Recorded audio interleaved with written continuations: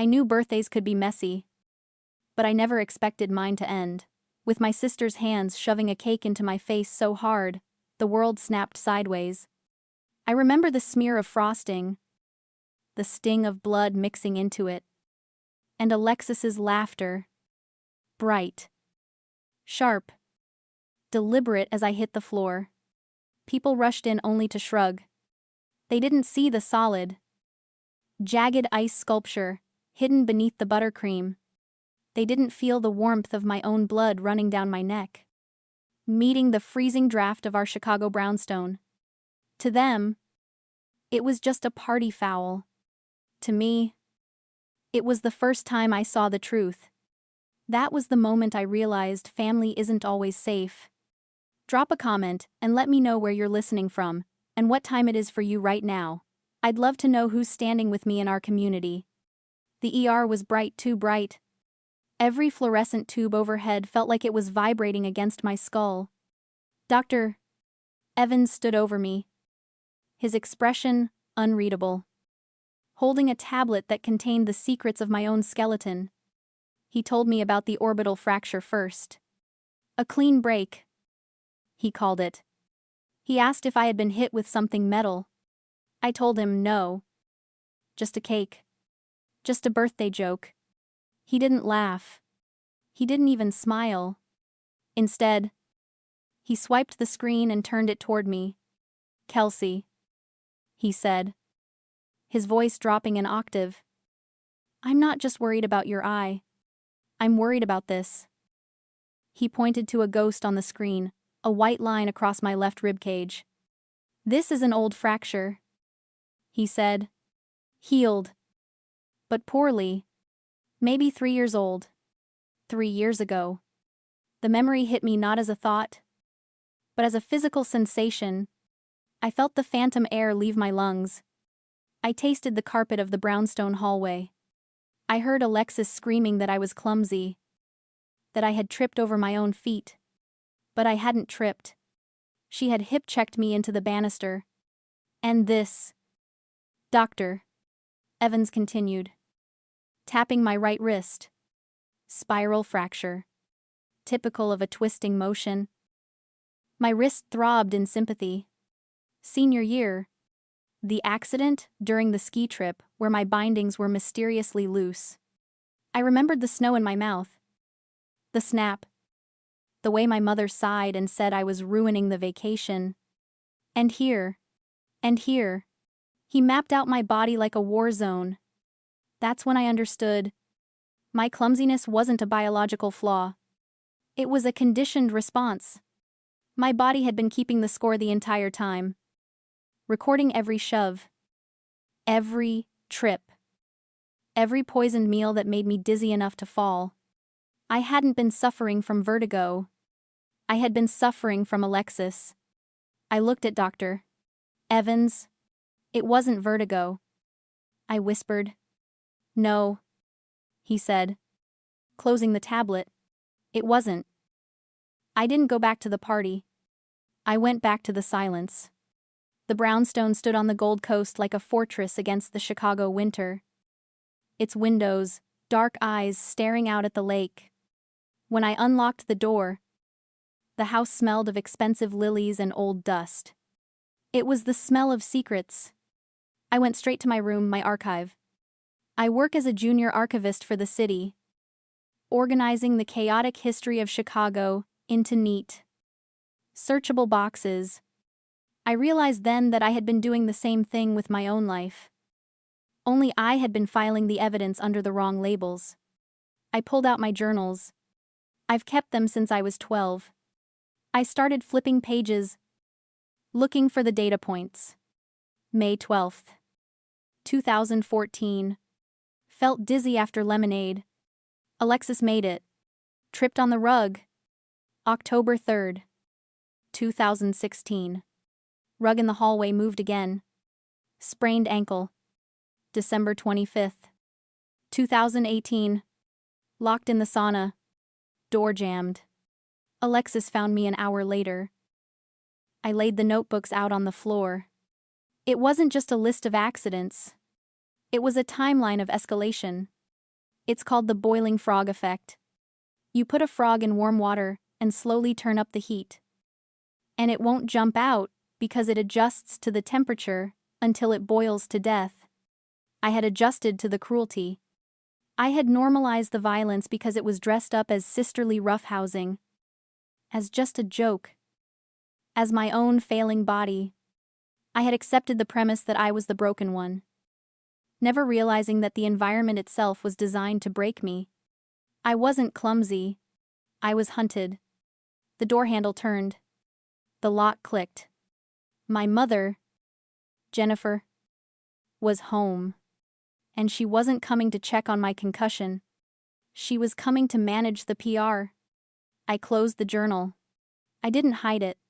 I just waited. Jennifer didn't knock. She didn't ask if I was okay. She walked into my room, took one look at the bandage covering my eye, and sighed the kind of sigh you reserve for a stain on a silk blouse. She was still wearing her party dress. A shimmering silver gown that cost more than my entire tuition. She looked perfect. I looked like a car crash. You ruined the aesthetic, she said. Her voice was calm. Dangerous.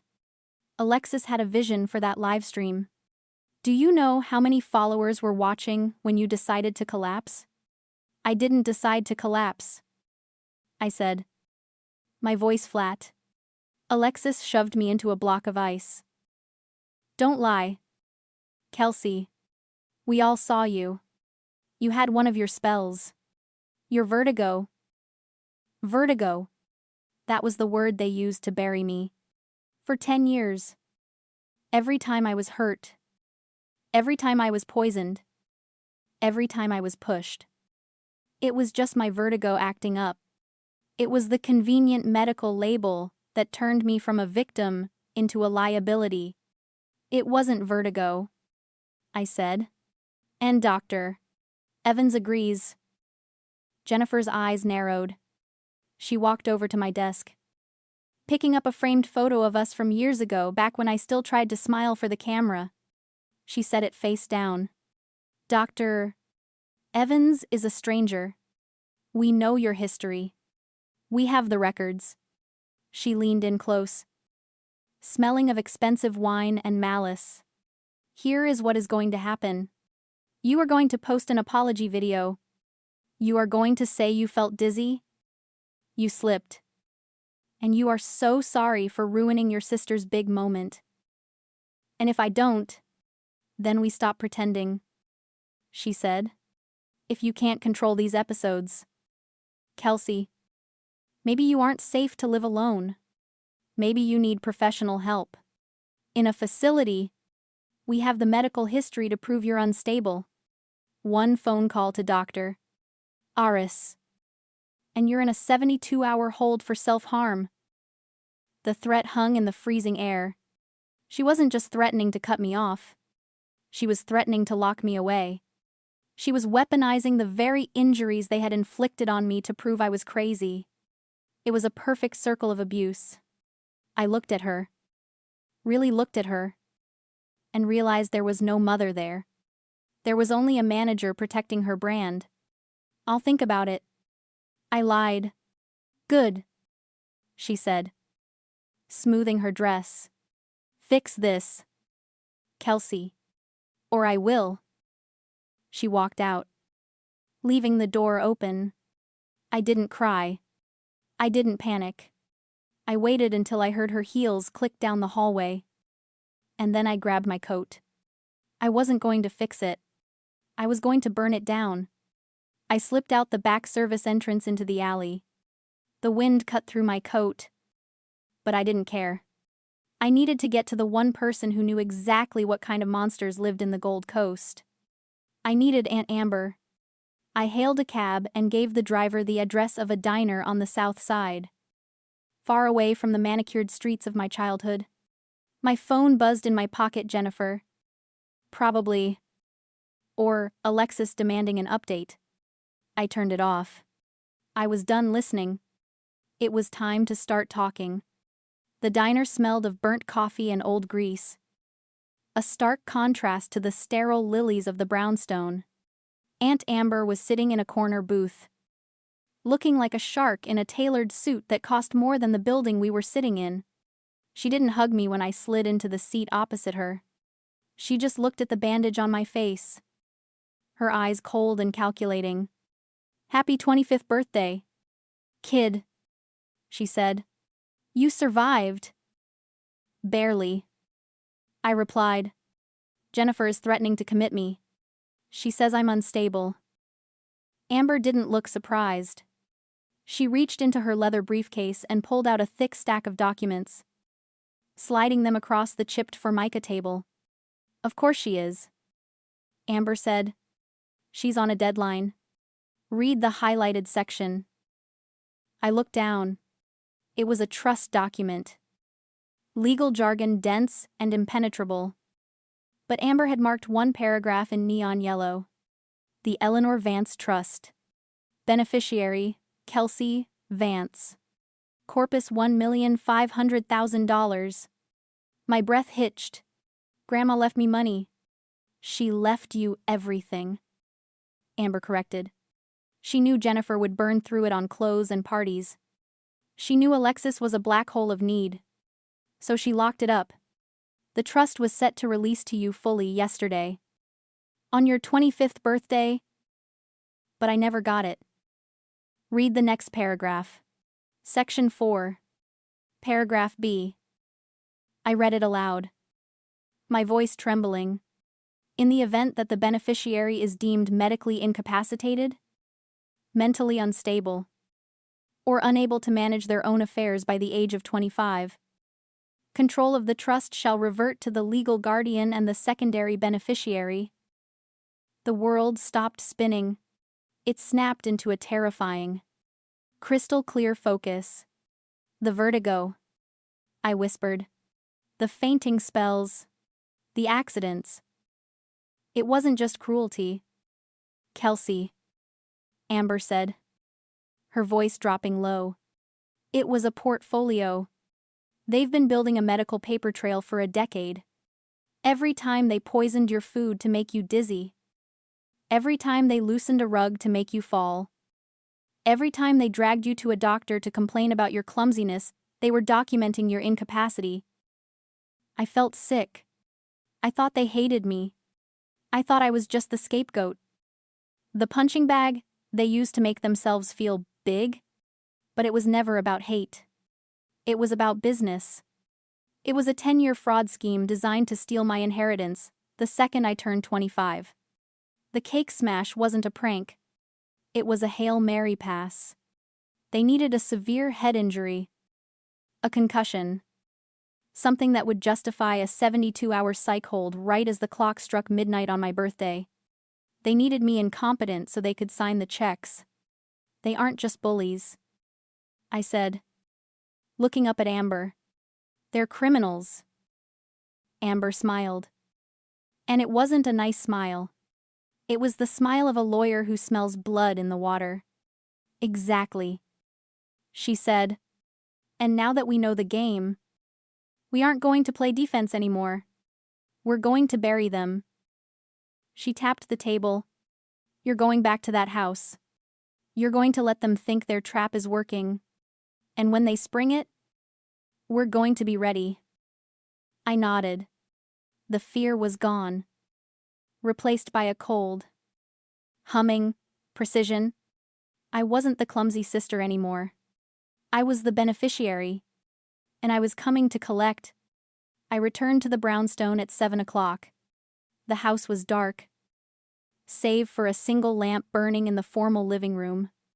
It looked less like a home and more like a stage set for a tragedy. I unlocked the heavy oak door and stepped inside, shaking the snow from my boots. My heart should have been racing. I should have been terrified of the trap waiting for me. But all I felt was the cold, steady rhythm of a plan falling into place. I walked into the living room. They were waiting for me, arranged like actors in a tableau. Jennifer sat on the velvet sofa, a tissue clutched in her hand. Her face, a mask of practiced grief.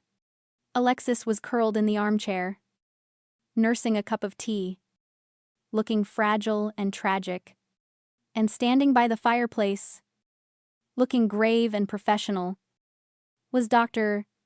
Eris, the family doctor, the man who had treated my vertigo since I was 15, the man who had prescribed the pills that made me foggy, who had signed the notes excusing me from gym class, who had nodded sympathetically every time Jennifer explained how unstable her eldest daughter was.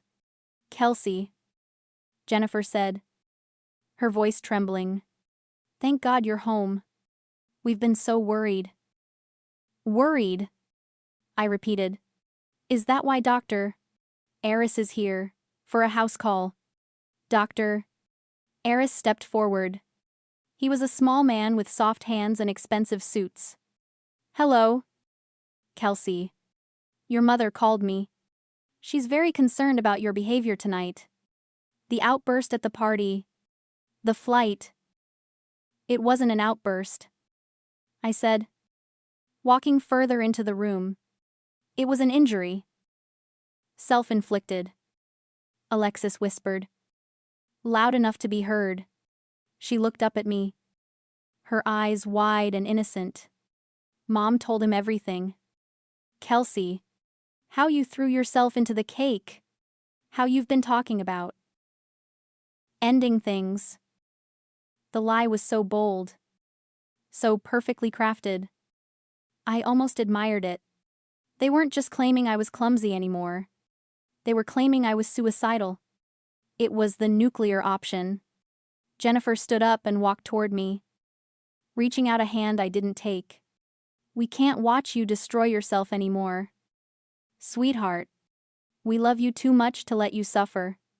Dr. Eris agrees that you need a break. A rest."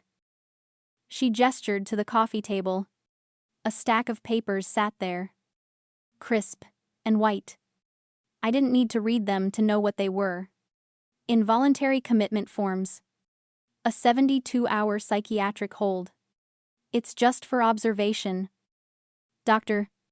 Eris said soothingly. "A nice facility. Very private. Just until we can get your medication adjusted and get you stable." Stable. That was the code word. Stable meant silent. Stable meant compliant. Stable meant incapacitated long enough for them to trigger the clause in the trust and transfer the $1,500,000 into Jennifer's control. "You want to lock me away," I said. "We want to save you," Jennifer corrected. "Sign the voluntary admission papers. Kelsey. It will be easier. If you don't..." She looked at Dr. Eris. "If you don't..." The doctor finished. "I have a duty of care to sign the involuntary order. For your own safety. The police will escort you." The room felt airtight. This was the moment I was supposed to break. This was the moment the old Kelsey, the scared, clumsy girl, would have cried and begged and eventually signed her life away just to make the shouting stop. Alexis smirked behind her teacup. She thought she had won. She thought the game was over. I looked at the papers. Then I looked at Dr. Eris. "You're right," I said. "This has gone on long enough." I reached into my pocket. But I didn't reach for a pen. I reached for my phone. "I'm not signing anything. Dr. Eris," I said, my voice steady. "And neither are you." Jennifer stood up, her face flushing a dangerous shade of red. "This is exactly what we're talking about. This defiance. This is a symptom. Doctor?" She's spiraling.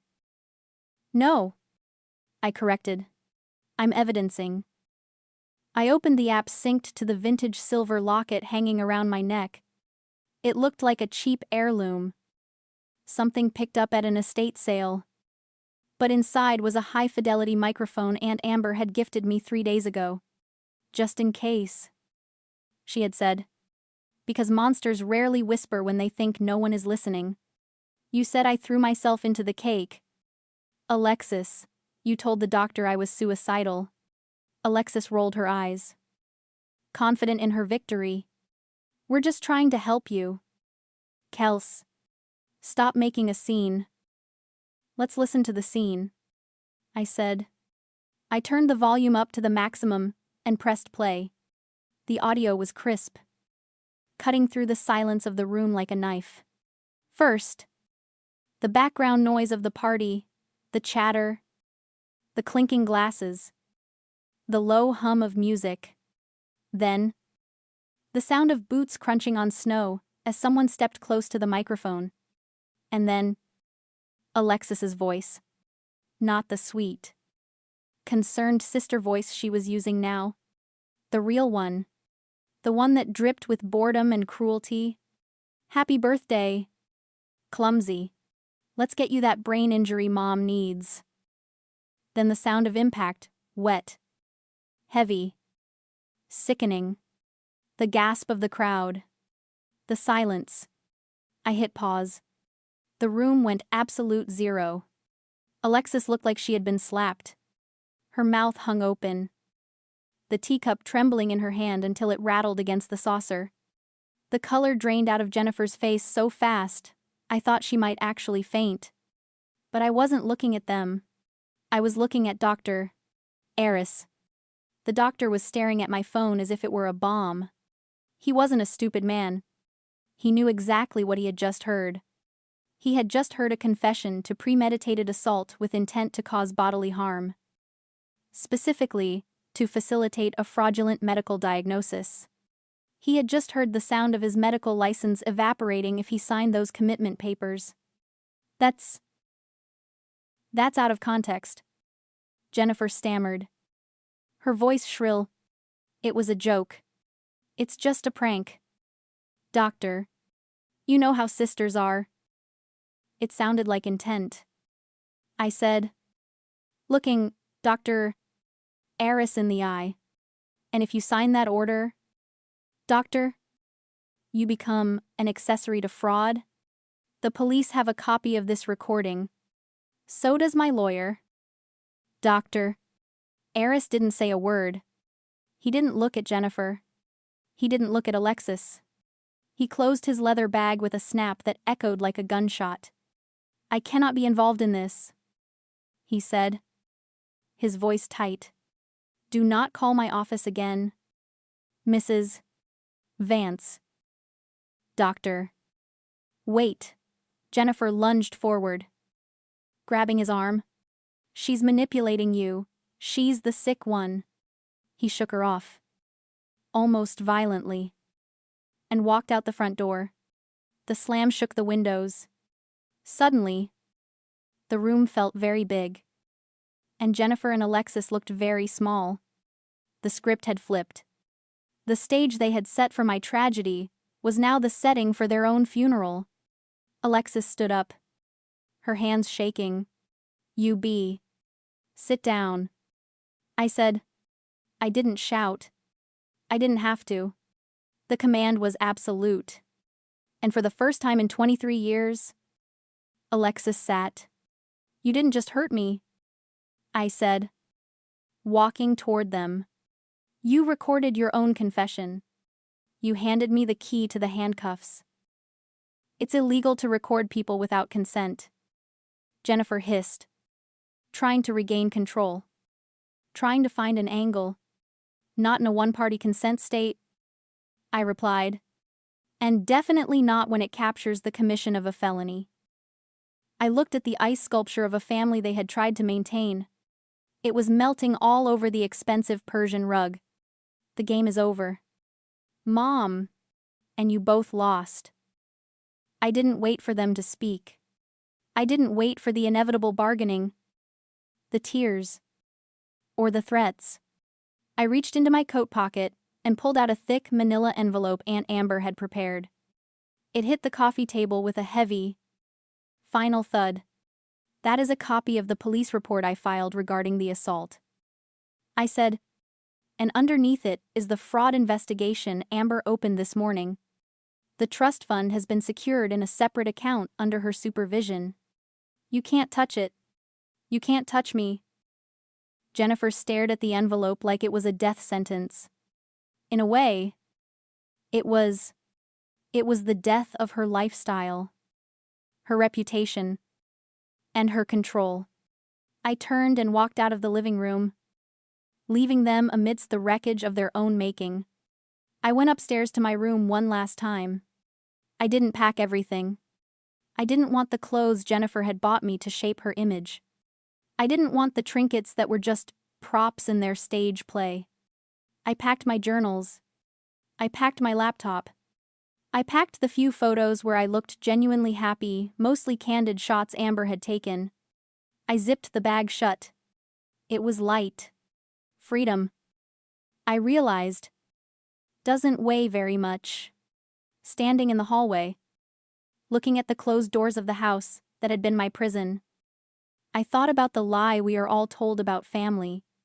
We are taught that biology is destiny.